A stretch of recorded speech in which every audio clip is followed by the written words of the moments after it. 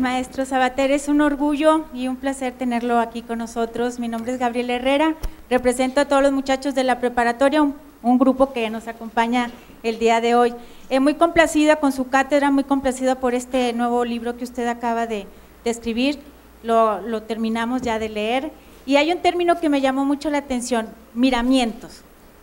Sí, ahí comenta usted que es un término español que se utiliza frecuentemente, pero ahí refiere que el miramiento es equiparable a la ética porque es ver a la persona y es ponerse en su lugar, y de esa manera puede saber bien qué es lo que necesita.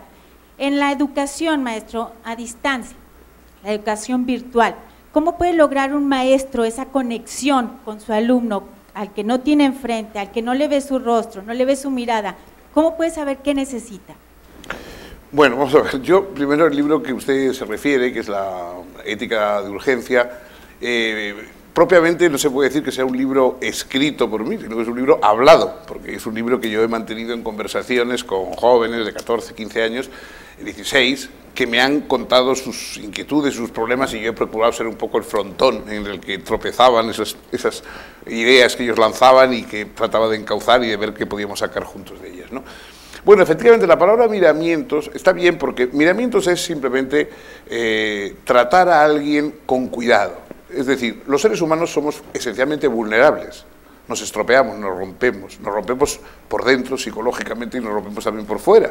Es decir, hay personas que no se dan cuenta de la vulnerabilidad de los seres humanos, que los tratan como si los seres humanos fueran objetos o como si fueran rocas, ¿no?, que jamás se pueden destruir. Yo creo que el miramiento es el que mira al otro, el que lo ve, el que ve al otro en su vulnerabilidad y en su realidad. Hay un apunte muy bonito de Albert Camus en sus carnets.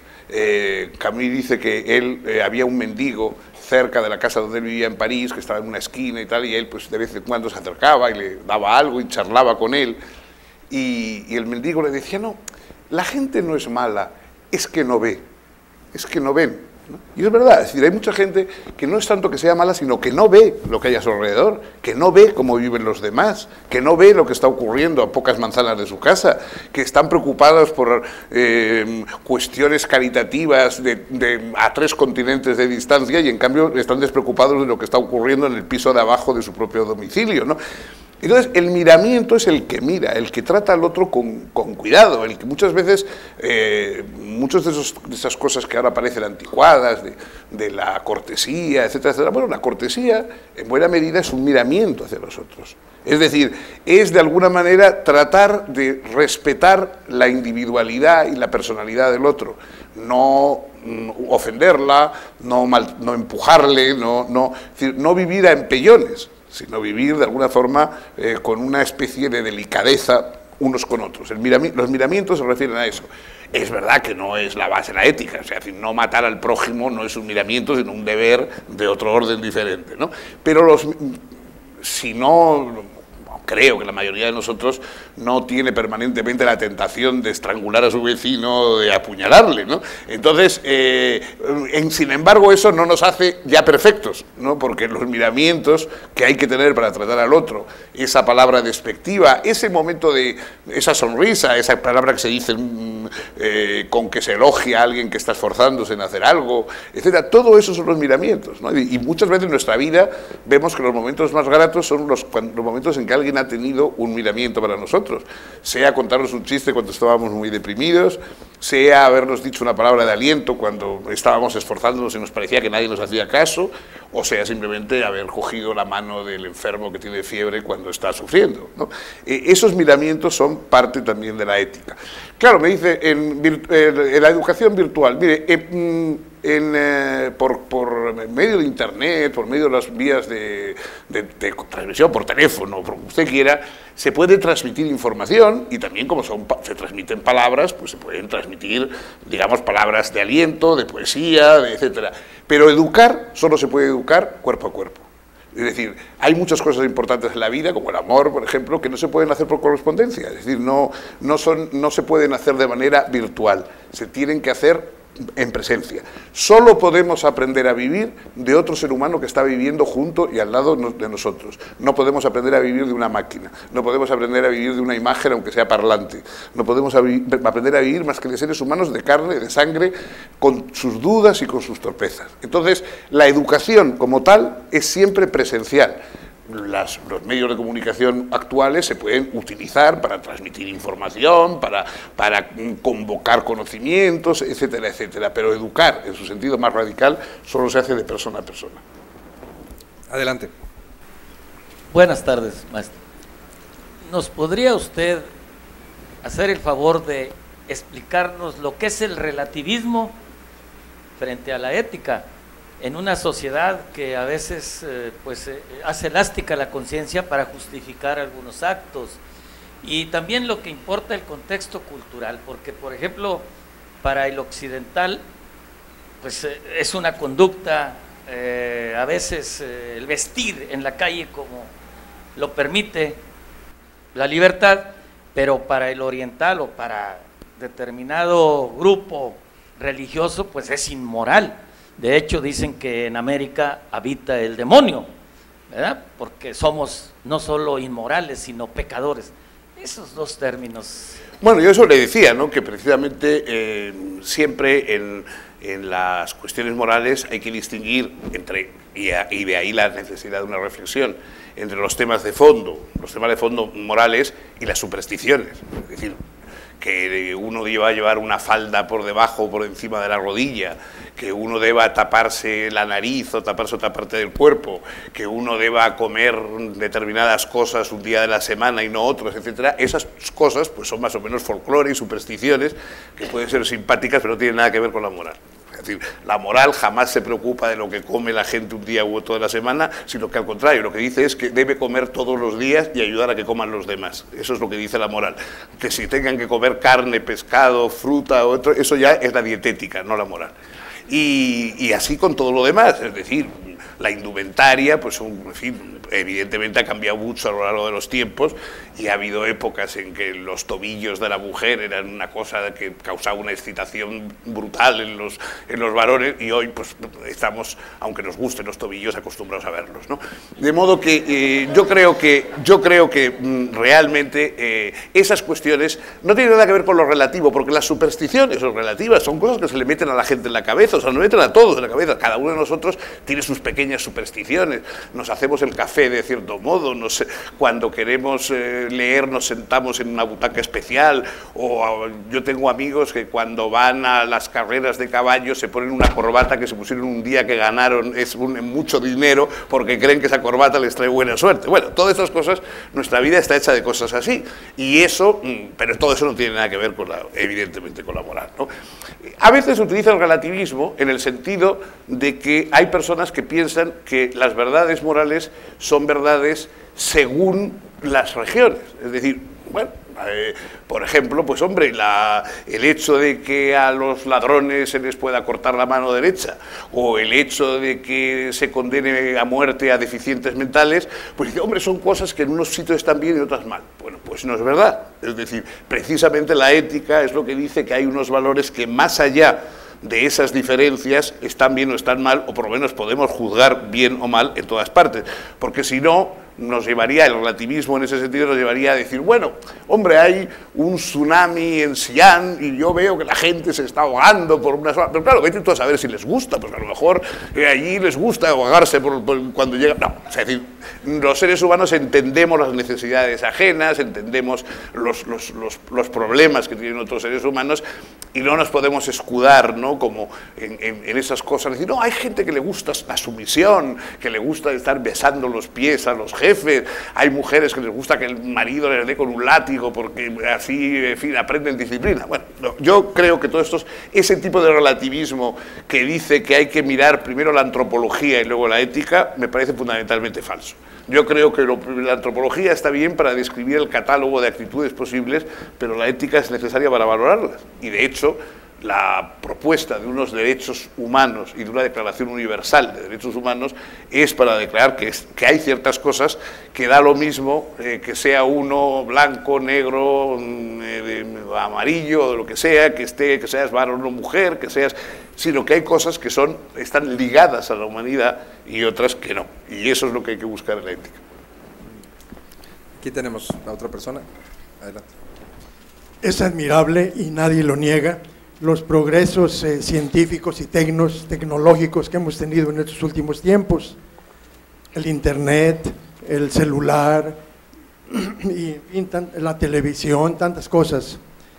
Se ha dicho que precisamente por eso la razón está en crisis, porque todos esos medios nos lo dan todo hecho. Usted es o ha sido profesor de filosofía. ¿Cómo daría o da sus clases de filosofía a una juventud o a una sociedad que en realidad no piensa mucho, ¿verdad? Piensa en muchos intereses, pero como que la razón ha estado un poquito cegada por tanto progreso en este sentido. ¿Cómo daría usted o da sus clases de filosofía, ética, metafísica inclusive, ¿verdad? ¿Cómo daría usted clases a los jóvenes de hoy para hacerlos entender los grandes valores de que usted nos habla? Pues así como lo acabo de hacer ahora. Es decir, eso que acabo de hacer ahora es una de esas clases de filosofía que usted pregunta. Yo es que no sé si la gente piensa más o piensa menos, yo no tengo una medida, digamos, para eso. Yo más o menos pienso que todo el mundo pensará como yo.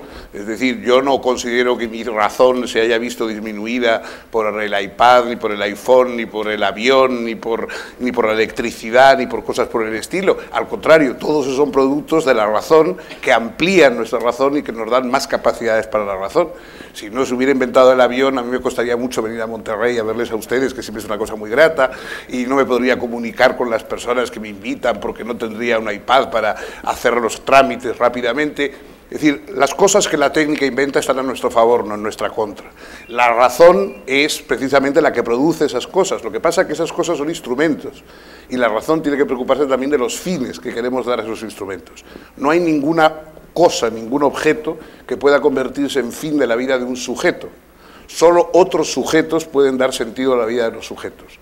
Los objetos están muy bien, son útiles, son imprescindibles y son necesarios, pero no son fines de la vida. Los fines de la vida son los otros sujetos, la relación con los otros sujetos. Lo único que puede hacernos, digamos, vivir con sentido es la relación con otros sujetos. La relación de amistad, la relación de solidaridad, el amor, etcétera. Esas son las relaciones que dan sentido a la vida, pero eso ahora y en otras épocas y en los tiempos primitivos y probablemente en el futuro, creo yo. O sea, eso no va a cambiar.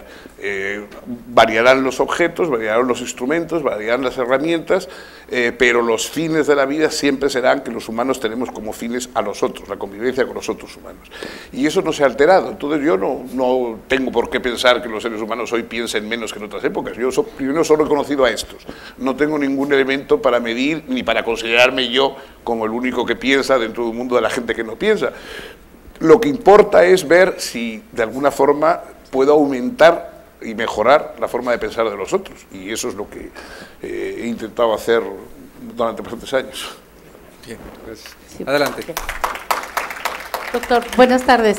Mire, le agradeceríamos mucho que nos hiciera algún comentario sobre cómo usted sugeriría que se realizara algún abordaje a estos temas éticos de nuestra sociedad actual desde las humanidades, desde estas nuevas humanidades que no son iguales a la manera como surgieron precisamente las humanidades. Bueno, no sé muy bien a qué humanidades se refiere usted. Nuevas humanidades, pues nuevos tratamientos a la relación entre el hombre y la sociedad y entre el hombre y los demás seres humanos. Bueno, siempre esas relaciones son nuevas en algunos aspectos y se parecen muchísimo a las otras en todos los demás, ¿no? Es decir, no hay nuevas relaciones de los seres humanos con la sociedad, sino que van variando a lo largo de la historia y del tiempo hay una historia, digamos, de la relación de los seres humanos con la sociedad, pero no es que sea de ahora ni de antes, o sea, no es que ahora de pronto se haya inaugurado una nueva época de relaciones humanas con la sociedad, sino simplemente hay otras fases y otros capítulos de un camino que viene de muy atrás y que hay que conocer para poder recorrer, ¿no? Entonces, las humanidades son el interés en buscar precisamente esos fines que decía yo frente a los instrumentos. Es decir, tradicionalmente se considera que hay unos valores instrumentales, objetivos, científicos, que lo que hacen es dar herramientas para valernos en el mundo, ¿no? Hay, si quiere usted, por decirlo de una manera un poco sucinta, la razón humana tiene dos campos. Uno es lo netamente racional, es decir, encontrar los mejores instrumentos para llevar a cabo nuestros fines. Si usted vive en un 8º piso, es más racional que baje usted por la escalera o por el ascensor que salte por la ventana, porque saltar por la ventana llega usted antes, pero ya no puede volver. Entonces, lo mejor es encontrar un camino racional para que usted pueda subir y bajar muchas veces desde su apartamento sin necesidad de perder la vida en el intento, ¿no? La razón es lo que nos da esos instrumentos para hacer cosas que nosotros nos hemos propuesto, etcétera. Pero eso es, la razón nos sirve para tratar con objetos, con cosas, con situaciones. Eso es lo racional, pero luego está lo razonable. Lo razonable es la forma de tratar con personas, con sujetos, no con objetos, sino con sujetos. Y hay cosas que son racionales. Por ejemplo, si yo quiero ir muy deprisa con mi automóvil y veo una viejecita cruzando la calle que me estorba, pues la atropello y continúo porque así corro más con mi auto. Eso es perfectamente racional, pero no es razonable. Lo razonable es que yo tenga una relación diferente con la viejecita que con otros objetos que hay por el camino, ¿no? Entonces, la ética trata de desarrollar lo razonable a partir de lo que sabemos que es racional. Y en ese sentido no es una cuestión de que la humanidad vayan ahora y tal.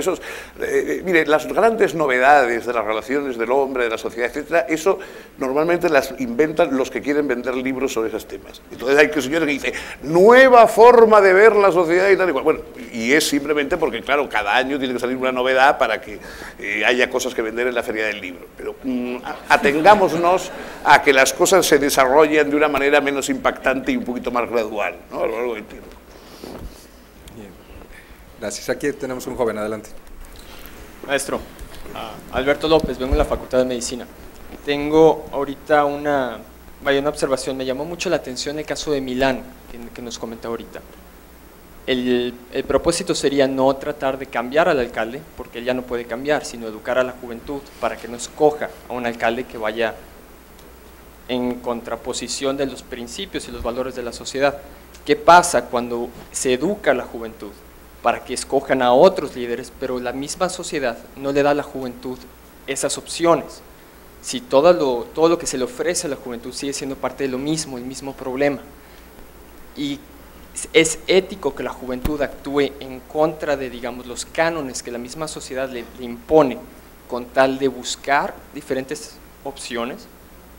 Yo creo que eso vale mucho la pena, especialmente porque la mayoría de los que estamos aquí somos estudiantes y eso lo vemos ahorita en el país. Pero bueno, es que no hay ninguna diferencia entre los jóvenes y la sociedad. Es decir, esa idea de que existe la sociedad por un lado y los jóvenes por otro no es verdad. Los jóvenes son parte de la sociedad, como los viejos y como los de mediana edad. Es decir, la educación, los comportamientos, las opciones de cada uno forman parte de la sociedad. La sociedad, el Estado, tal, no es nada diferente a nosotros.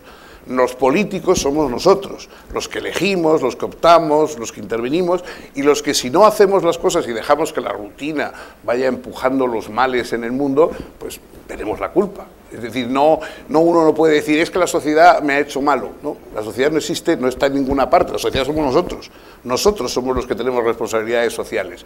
Los educadores de educar y los educandos de educarse para hacer las cosas mejor. Es decir, tanta culpa tiene, si es que educa mal, el educador como el educado que se deja, de alguna forma, pervertir por la educación que recibe o que no busca otra mejor, sobre todo en una época como esta, en que hay tantas posibilidades de información.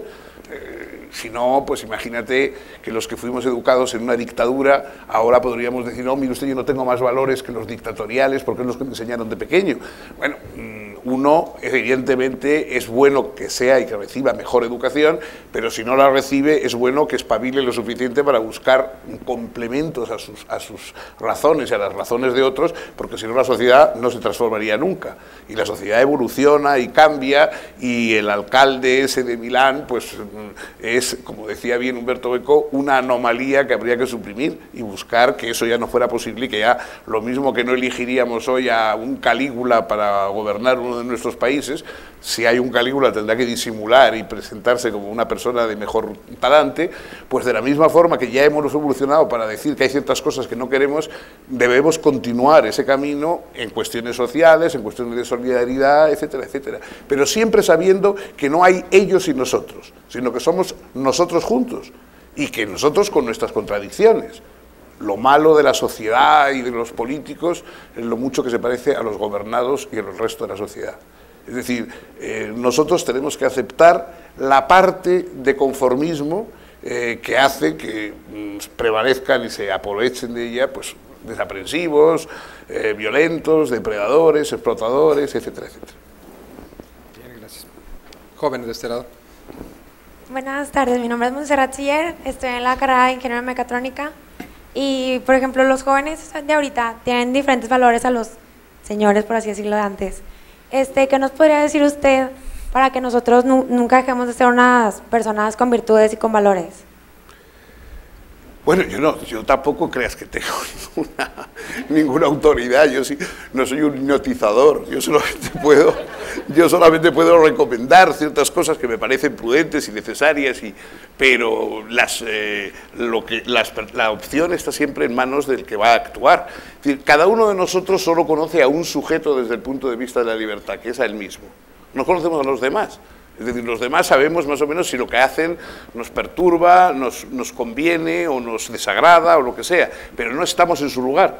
La única persona en que conocemos desde el punto de vista de la libertad es cada uno a nosotros mismos. Por lo tanto, la ética es una reflexión de cada cual sobre su libertad. Uno no puede estar reflexionando sobre la libertad del otro porque no está en su lugar, ¿no?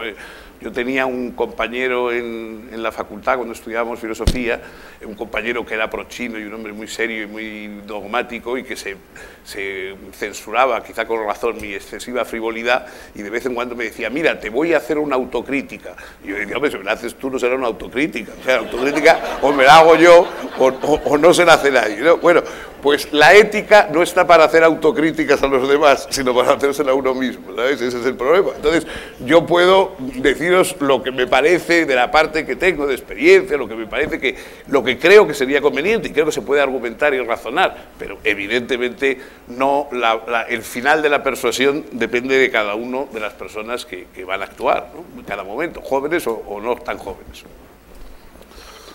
Bien, tenemos la última pregunta. Doctor, adelante. Hola, soy Jorge Martínez, estoy en preparatoria en la unidad Chepe Vera, y yo le quería preguntar cómo sigue su diálogo con Amador. Bueno, Amador tiene ya 38 años, ¿sabes? Entonces yo le veo en las fiestas familiares y de vez en cuando nos mandamos una comunicación occidental, no, pero yo no, pues ya sabes, ¿no? Yo creo que la palabra hijo o padre deberían tener fecha de caducidad, como los yogures. O sea, es decir, yo padre era cuando mi hijo tenía 8 o 9 años y yo le tenía en casa. Luego ya, pues ahora veo un señor al cual yo no tengo ningún mal deseo, sino todo lo contrario, pero que es muy grande y tal. Y me parece un señor mayor que yo en ocasiones cuando hablo con él. Entonces me cuesta creer que ese es mi niño y tal, ¿no? Yo creo que, bueno, que hay que ir aceptando, digamos, eso. En algunos pueblos en que cambian, y eso de padre, madre, etcétera, evoluciona y uno se llama otra cosa después. Yo creo que es una medida prudente, porque ya hay hijos que son tan imponentes que ya pues parecen algo más o algo menos que hijos, ¿no? Pero bien, no, por lo demás nos llevamos bien. Bien, muchas gracias. Gracias a todas las personas que estuvieron interesadas en platicar hoy con el doctor Fernando Savater.